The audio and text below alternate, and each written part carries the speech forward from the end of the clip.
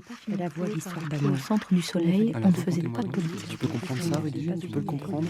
Elle a été son rêve de jeune fille à elle aussi. Nicolas Coq, bonjour. Bonjour. La science au secours de l'histoire, 5 énigmes résolues. C'est le titre de l'ouvrage que nous vous proposez, paru aux éditions Pygmalion. Alors, quand vous dites 5 énigmes résolues, je suis un petit peu plus dubitatif quand même, parce qu'il y a quand même toujours un petit peu de doute. Alors, cela dit, ce qui est vrai, ce que vous prouvez dans votre livre, qui est tout à fait passionnant, c'est que la science a fait d'énormes progrès, et que tout à coup, on s'aperçoit par rapport à des énigmes historiques qu'on en sait quand même nettement plus. Oui, tout à fait. Oui, aujourd'hui, l'histoire se nourrit de nombreux domaines et la science et de nombreux domaines de la science permettent d'avancer sur beaucoup de questions qui étaient restées en suspens. Et les recherches génétiques, le développement de la génétique depuis une bonne vingtaine d'années, voire 30 ans maintenant, on est capable d'extraire de l'ADN très très ancien et de le séquencer, de le lire et de le comprendre, ce qui n'était pas le cas il y a encore 20 ans. Alors voilà, donc on résout des énigmes policières et on résout des énigmes historiques. Et je crois que ça vous énerve un petit peu, là, cette dichotomie qui existe entre d'un côté la science, de l'autre l'histoire. En fait, vous trouvez que finalement, travailler ensemble, c'est pas plus mal. Oui, tout à fait. Oui, c'est vrai qu'au niveau des études, on a toujours tendance à séparer les sciences dures et puis il y a les sciences humaines qui seraient des sciences molles, entre guillemets. C'est vrai que de plus en plus, l'interdisciplinarité entre les chercheurs, c'est vraiment quelque chose qui permet d'avancer de plus en plus loin. Et voilà, l'archéologie, c'est un des domaines où on fait appel régulièrement à des sciences de laboratoire pour les datations ou à des géologues pour étudier les terrains sur lesquels on creuse. Voilà. Alors, on va prendre quelques exemples. Déjà, vous souhaitez réhabiliter en quelque sorte l'homme de Néandertal, dont on a pu considérer pendant pas mal de temps, finalement, pour quelqu'un de très intéressant, alors qu'en réalité, d'après vous, grâce à la science, on en sait plus, et on s'est aperçu qu'il était beaucoup plus évolué que ce qu'on croyait. Oui, tout à fait. Et Néandertal, c'était le premier homme fossile qui a été découvert en 1856, qui a été reconnu comme tel. Y compris dans la région, d'ailleurs. Oui, on a retrouvé il y a pas très longtemps un bras d'un Néandertal dans les carrières de Tourville. Voilà, c'est un très magnifique site. C'est le premier néandertalien de Normandie. Voilà. Et un pré-néandertalien, d'ailleurs, on devrait préciser, parce que ce n'est pas tout à fait un néandertalien encore. Et donc, oui, Néandertal, il a été longtemps considéré comme une sorte de sous-homme, puisqu'à l'époque, on ne pouvait pas encore considérer que l'homme avait... Oui, que l'homme avait des ancêtres aussi... très rustres. Oui, un peu rustres, un peu grossiers. Alors, on sait que culturellement, maintenant, ce n'est pas du tout le cas. Il était capable de fabriquer des outils tout à fait perfectionnés, des parures. Voilà, donc c'était vraiment un homme... Alors, il y a le mystère de sa vie, puis il y a le mystère de sa disparition, entre 25 000 et 30 000 ans à peu près, avant Jésus-Christ. Oui. Donc, ça peut paraître beaucoup, mais finalement, à l'échelle de l'humanité, c'est pas tant que ça. Non, c'est une disparition qui nous apparaît rapide. On ne sait pas trop exactement pourquoi il a disparu. Il disparaît à peu près au moment où Cro-Magnon arrive en Europe. Donc, on fait un lien entre cette arrivée et cette disparition. Est-ce que Cro-Magnon est responsable volontairement ou involontairement de la disparition de Néandertal? Ça, c'est une question, pour l'instant, on ne sait pas encore répondre. On pense surtout que face à l'arrivée peut-être de Cro-Magnon, Néandertal s'est dispersé un peu, et puis avec les modifications climatiques qu'il y a eu aussi. On a évoqué des croisements, pardonnez-moi de parler comme ça, mais bon, ce sont des croisements. Oui, tout à fait. Oui, ils se sont rencontrés sans doute au Proche-Orient quand Cro-Magnon, quand l'ancêtre d'Homo sapiens, Homo sapiens a quitté l'Afrique pour revenir coloniser l'Europe. Il a croisé nécessairement Néandertal sur sa route et au Proche-Orient. Et on a longtemps cru que c'était deux espèces distinctes, donc ils ne pouvaient pas se reproduire. Et les recherches génétiques ont prouvé que Homo sapiens avait capté une partie de l'ADN. Voilà, il y a dû y avoir de très belles histoors d'amour à cette époque. C'était pas l'amour courtois qu'on a connu quelques siècles après. Mais enfin, bon, on connaît le résultat. Alors, on continue un peu dans le temps. Toutankhamon. Alors, on a dit, est-ce qu'il a été assassiné ? Est-ce qu'il est mort de maladie, d'un accident de char ?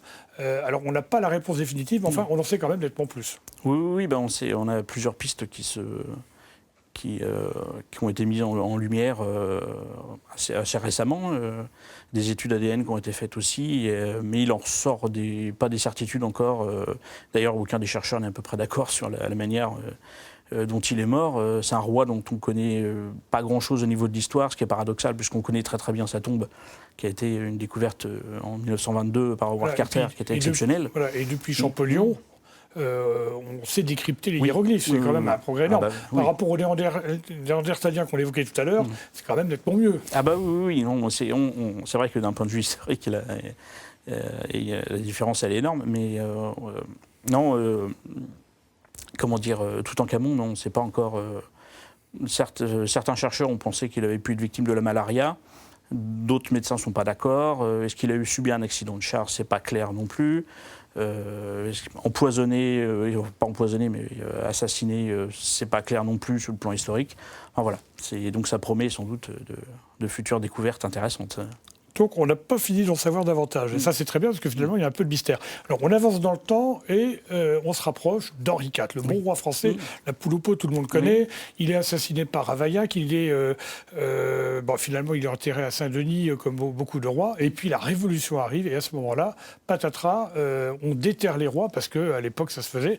Et d'ailleurs vous signalez dans votre ouvrage qu'il est dans un état de conservation absolument extraordinaire. Même si sur cette image on voit d'un côté Henri IV représenté, et puis de l'autre, ce qu'il en reste de son crâne, parce que on s'est un petit peu amusé à décapiter les cadavres. Alors oui, au moment de la Révolution, effectivement, il y a eu cet élan qui a fait qu'on est allé rechercher dans le caveau des Bourbons, on est allé rechercher les corps, et effectivement, les témoignages montrent que le corps d'Henri IV était encore très très bien conservé. Et son corps a été jeté dans une fosse comme tous les autres.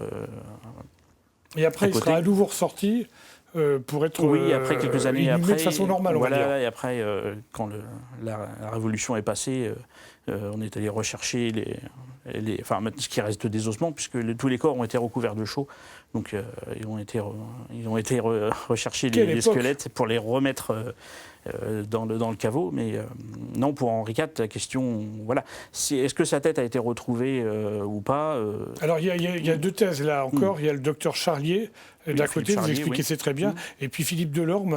Alors à chaque fois, ils mettent en avant des données scientifiques. Alors c'est là que je vous pose la question, qui a raison? Parce que quelles sont les bonnes données scientifiques? Est-ce qu'on ne peut pas, d'un côté ou de l'autre, selon la thèse que l'on défend, finalement utiliser, sinon les mêmes thèses scientifiques, en tout état de cause, des éléments qui finissent par être contradictoires, alors qu'a priori, on devrait aller vers la vérité?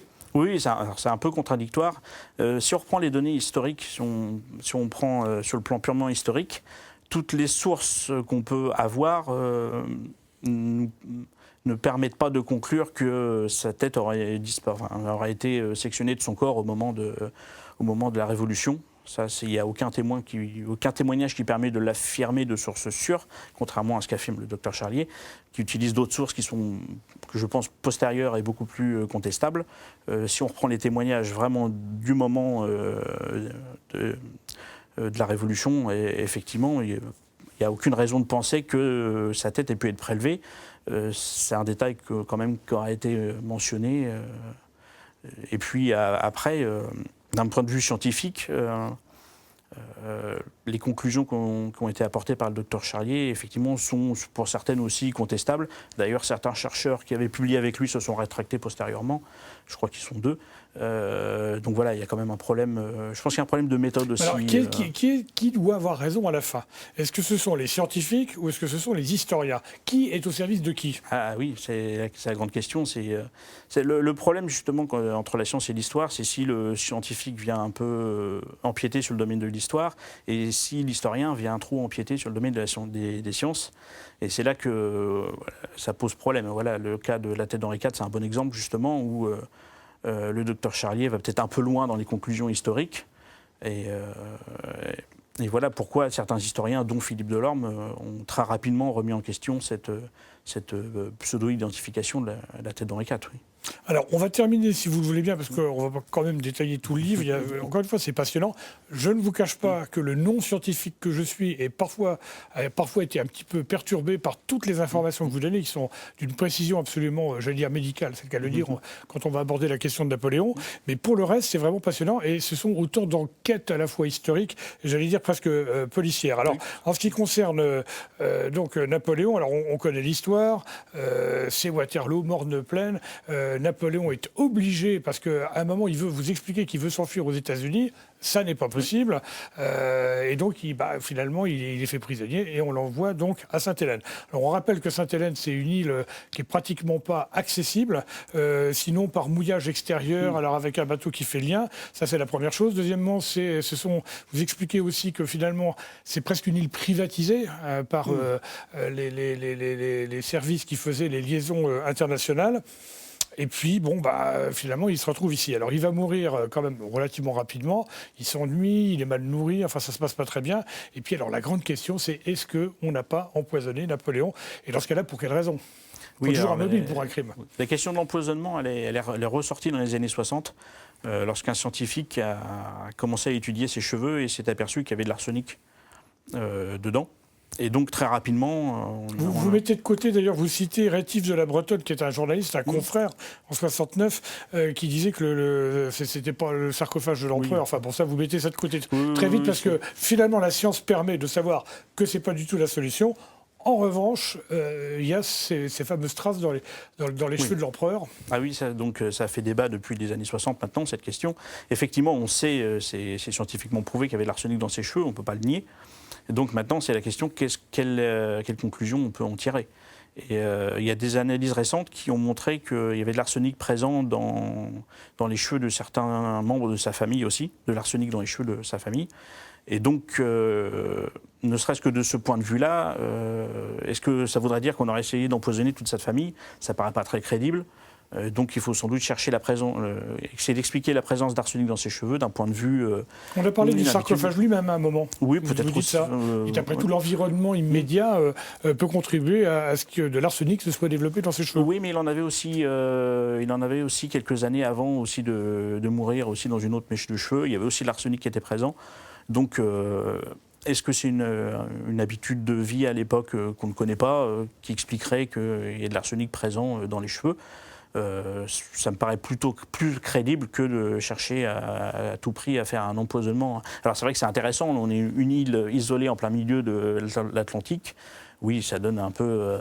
c'est un côté romanesque, on a essayé d'empoisonner. Voilà, puis vous évoquez à un moment l'idée selon laquelle, dans l'entourage de Louis XVIII, on envoie en mission quelqu'un qui est chargé de faire la sale besogne. Comme ça, on sera sûr que définitivement, Napoléon ne pourra plus jamais revenir. Alors que vous évoquez aussi ces graves maladies. Alors, on a parlé de son ulcère. Et il va y avoir cette autopsie complètement surréaliste. Donc, il meurt le 5 mai 1821. Et après, je crois qu'il y a 17 personnes qui assistent à l'autopsie. Alors, peut-être aussi pour prouver que tout se faisait dans les règles. Alors, il y a des médecins anglais, mais il y a aussi des Français. Donc, on ne rigole pas, c'est du sérieux. Alors là, scientifiquement, il y a quand même des éléments qui, en plus des restes de l'empereur, permettent d'en savoir un petit peu plus. Et vous évoquez la thèse selon laquelle il est plus que probable qu'il est mort finalement de maladie. Oui, c'est ce qui paraît. Alors, ce qui paraît le plus probable. Alors, est-ce qu'il est mort de son cancer de l'estomac? D'ailleurs, avait-il un cancer de l'estomac? Oui. D'après les documents, c'est pas forcément évident de conclure non plus, parce qu'il y a aussi eu des plagiats qui ont été faits, des rapports d'autopsie. Donc, bon, faut savoir un peu faire la distinction des choses. Après, est-ce que on sait que le père de Napoléon est mort aussi d'un cancer, donc effectivement, on peut faire oui, il y avait des antécédents familiaux, des antécédents. Donc, beaucoup pensent qu'il est mort de son cancer de l'estomac. Après, on peut se dire que c'est pas parce qu'on a un cancer de l'estomac qu'on en meurt nécessairement. Donc il y a certainement d'autres choses. Et vous évoquez aussi son stress, le fait qu'il soit, qu'il souffre de dépression. Enfin, c'est logique d'ailleurs. Oui, il faut penser quand même, Napoléon, il a quand même couru à travers toute l'Europe jusqu'en Russie. Il a quand même mené une vie qui était trépidante, qui était sans doute stressante, qui explique sans doute son ulcère à l'estomac. Mais on l'imagine qu'il se retrouve enfermé sur une petite île dans un domaine qui était quand même assez vaste, mais il restait enfermé avec quelques compagnons seulement. Donc on peut très bien imaginer que sur le plan psychologique, il soit complètement... Et puis il y a des pressions locales. Vous évoquez son médecin irlandais Love qui pense qu'il fait semblant d'être malade pour pouvoir rentrer. Quoi. Oui, c'est le gouverneur de l'île qui a pendant très très longtemps nié toute maladie de l'empereur, en pensant que c'était un stratagème pour qu'il puisse rentrer sur le continent et à partir de là, éventuellement, reprendre le pouvoir. Mais... Alors, on va conclure, si vous le voulez bien, par cette ultime question, Nicolas Cor. Est-ce que vous pensez que la science, on peut aller encore plus loin? Et qu'est-ce qu'on pourrait, par exemple, découvrir grâce justement à ces trouvailles de la science par rapport à des faits historiques qui restent un petit peu mystérieux? Parce qu'encore une fois, j'insiste bien, vous dites 5 énigmes résolues. se résolue, mais il y a parfois un peu de suspense. Ah bah oui, toujours. La science est un éternel recommencement, comme on dit. Non, par exemple, ne serait-ce que le niveau des recherches génétiques, depuis 30 ans, on est capable d'aller de plus en plus loin dans les recherches, de remonter le temps et d'extraire de l'ADN de plus en plus ancien. Peut-être dans 15 ans, dans 20 ans, on sera capable encore d'extraire de l'ADN qui est encore plus ancien que Néandertal. Et à ce moment-là, je pense que ça remettra sans doute en question toutes nos origines et puis nous dressera un tableau sans doute peut-être différent de celui qu'on pense sur nos origines. Oui, donc c'est tout à fait passionnant. Je pense qu'on n'est pas au bout de nos surprises.